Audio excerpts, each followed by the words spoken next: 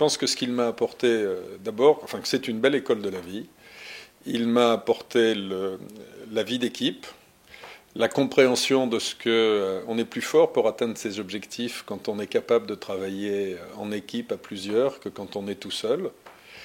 Il m'a apporté le respect des autres, parce que là aussi, la vie de groupe fonctionne d'autant plus efficacement et d'autant plus harmonieusement qu'on est capable de comprendre et de respecter les autres.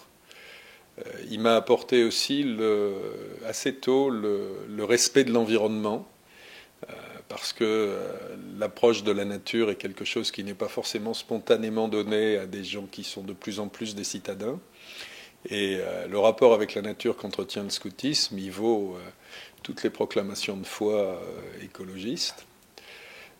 Je pense aussi qu'il m'a appris le leadership. Ça va avec la vie en équipe, mais montrer ce que le leadership peut apporter de positif, là encore, dans la construction de projets. Donc beaucoup de choses au total.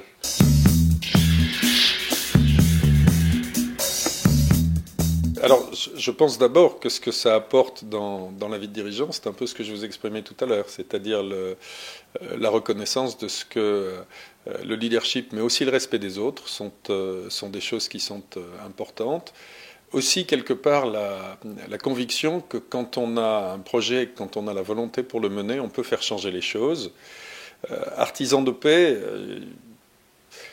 dans une entreprise, on sait que les échanges entre les hommes sont finalement ce qui consolide le mieux les relations pacifiques. Quand des pays commercent, ils ont moins envie de se faire la guerre. Quand des individus échangent, se parlent, ils ont moins envie de s'ignorer ou de se diaboliser réciproquement. Le scoutisme, dans la mesure où il encourage à se rapprocher des autres, il encourage à aller vers les autres, il encourage à faire des choses avec les autres, je pense qu'il a cette dimension.